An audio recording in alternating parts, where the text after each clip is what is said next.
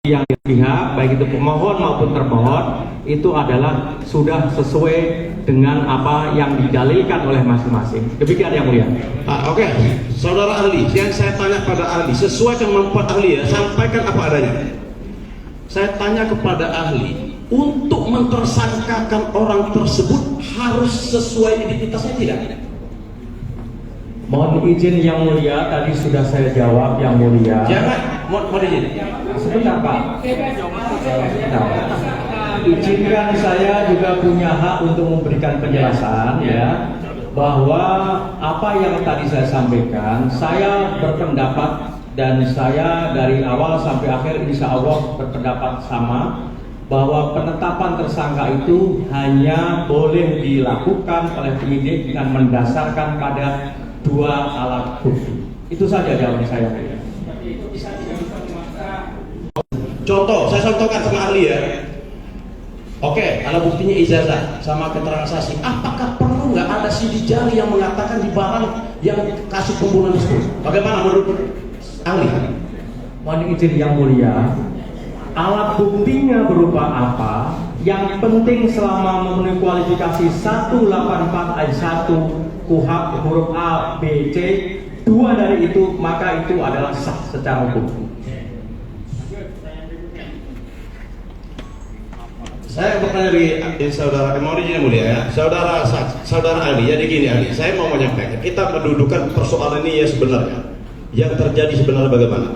Apakah boleh, maksud saya, orang dituduhkan pasal 340 pembunuhan berencana yang menggunakan alat buktinya hanya keterangan saksi dan hanya menggunakan foto, ijazah, KTP dan KK tanpa dilengkapi dengan barang bukti dalam kasus tersebut. Jawab apa adanya. Mohon izin yang mulia, saya menjawab apa adanya dan saya konsisten, insya Allah konsisten dengan apa yang saya sampaikan dalam forum pra-peradilan ini. Ya, forum pra-peradilan ini adalah fokus kepada soal masalah apakah penetapan tersangka sah atau tidak sah. Iya, di sini ada hubungannya ya, makanya di sini ada hubungan perkara ini sama sah tidaknya klien kami dijadikan tersangka.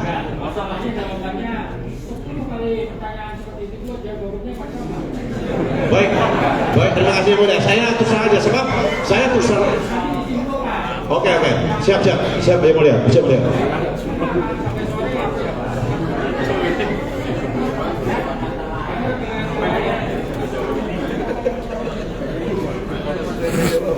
Izin bertanya yang mulia. Ahli tadi menerangkan dalam pra-peradilan dasarnya adalah dalam ruang lingkup formil saja. Bagaimana jika faktanya berkas perkara yang telah diserahkan penyidik ke kejaksaan dikembalikan dalam artian P18 dengan catatan berkas tersebut tidak memenuhi syarat formil dan material. Pengembalian berkas yang dilimpahkan oleh penyidik dari kejaksaan dan dikembalikan ke penyidik, ya ada kaitannya dengan mohon izin, tidak ada kaitannya dengan pra-peradilan kita ini. Yang mana Pak? Iya. Mohon izin yang mulia. Dikembalikan atau tidak dikembalikan? Dikembalikan atau tidak dikembalikan itu menjadi kewenangan dari jaksa, ya kan? Itu tidak termasuk dalam objek pra-peradilan. Kalau simpelnya, ya. dikembalikan, ini simpelnya. Mau dikembalikan atau tidak dikembalikan berpengaruh nggak kepada pra-peradilan? tidak ada pengaruhnya yang mulia. Hanya itu aja.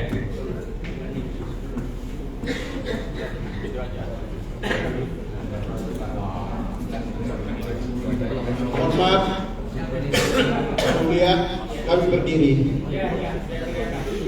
Saudara ahli, kita sepakat dulu bahwa ini adalah kasus pembunuhan dan pemerkosaan untuk anak di bawah umur.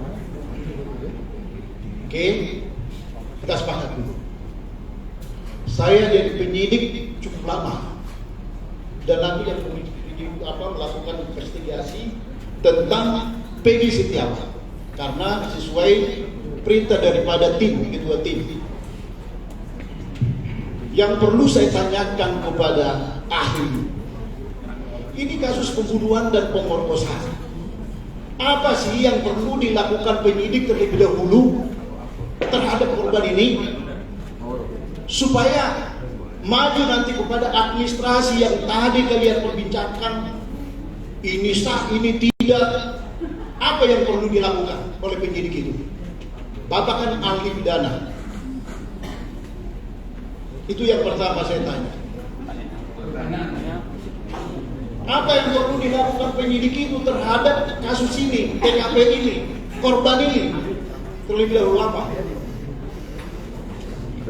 Mohon izin yang mulia, karena ini menjadi domainnya penyidik, saya sebagai ahli pidana saya tidak menjawab. Karena saudara tanyanya kepada apa yang harus dilakukan oleh penyidik, saya bukan penyidik, jadi saya tidak menjawab berkaitan dengan pertanyaan saudara itu. Terima kasih yang mulia. Bapak itu kan ahli pidana, pembunuhan, pendapatmu yang saya tanya, ahli. Ahli tadi sudah seperti itu, kita tidak bisa maksa. Begini Pak ahli, saksi ahli. Tentunya kan penyidik itu mengolah TKP ini menentukan korban itu meninggal atau tidak. Selanjutnya diolah TKP itu, korban itu diotopsi enggak? Terus bukti-bukti yang Bapak bilang tadi yang dijadikan barang alat bukti tadi, 2 alat bukti itu, ya, apakah itu ditemukan di TKP? Apakah itu ditemukan di tempat lain? Dan harus berkaitan dengan kejadian tersebut. Apakah sependapat Pak ahli? Mohon izin yang mulia, apa yang saudara sampaikan tadi, tanyakan kepada saya, dan saya kira ini sudah masuk ke dalam materi pokok perkara. Saya tidak bisa menjawab itu karena lembaga pra peradilan ini hanya fokus terkait dengan objek pra peradilan sebagaimana. Baik, saya lanjutkan Pak ahli. Saudara, perkara pokok. Jika mereka menentukan menaikkan dia sebagai DPO tahun 2016, tapi penetapannya tanggal 21 Mei 2024, apakah itu sah menurut ahli? Mohon izin yang mulia, tadi dalam kaitannya dengan putusan pengadilan tadi dijadikan sebagai petunjuk, dan ketika kemudian penyidik menemukan alat bukti minimal ahli 2, meragukan keahlianmu kalau begini.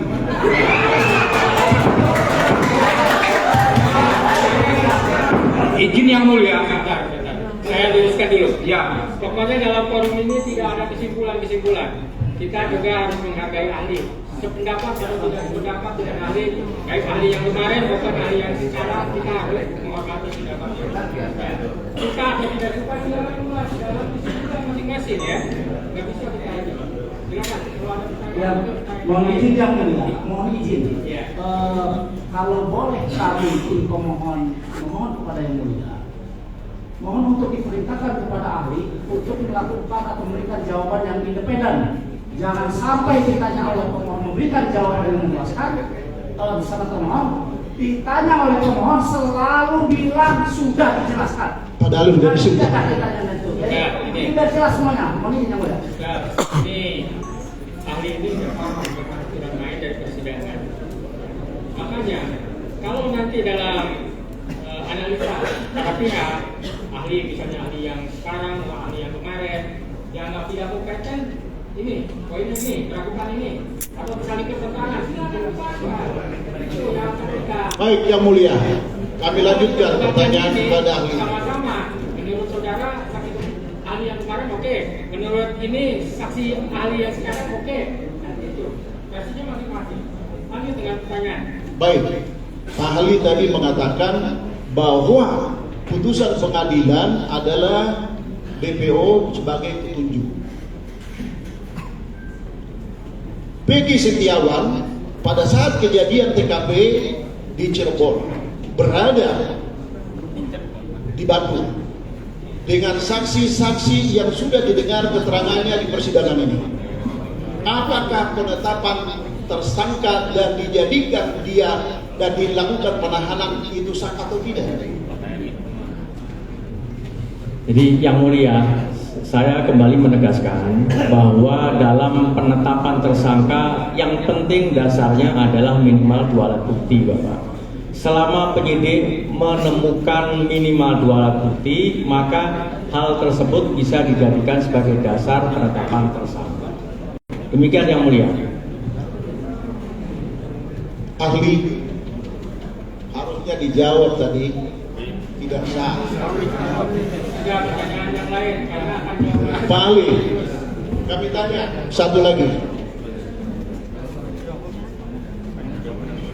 Apakah keterangan saksi-saksi yang mengatakan bahwa Peggy Setiawan berada di Bandung bersama mereka dan ditetapkan sebagai tersangka dan dilakukan penahanan yang sekarang ini surat penetapan tersangka melakukan penangkapan penahanan, apa itu dapat dikatakan sah atau tidak? Mohon izin yang mulia, tadi sudah sampaikan bahwa dalam penetapan tersangka ini berkaitan dengan soal aspek formilnya saja. Aspek formilnya saja. Dalam pasal 2 ayat 2 Perma 4 2016 itu, ketika sudah ada minimal 2 alat bukti maka sah secara hukum. Demikian jawaban saya yang mulia. Itu minimal ada 2 alat bukti aja.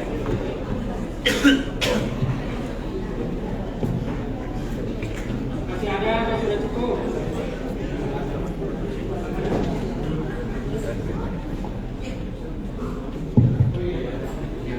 Silakan tanyakan hal-hal yang terkait dengan formal.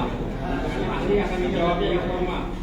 Mohon izin yang mulia, kami kira saudara ahli agar objektif. Semoga harapan kami seperti itu. Silakan lanjut pertanyaan. Pertanyaan saya, sepengetahuan saya, putusan hakim itu atau putusan majelis hakim itu harus dianggap benar. Di dalam putusan hakim tersebut terdapat ataupun tertuang 3 DPO, yang mana pada hari ini kita ketahui bersama 2 DPO itu dinyatakan fiktif. Pertanyaannya, apakah yang menghilangkan 2 DPO yang dinyatakan fiktif itu melakukan obstruction of justice?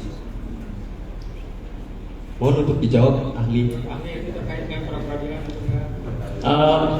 Itu tidak masuk dalam lingkup pra-peradilan yang mulia.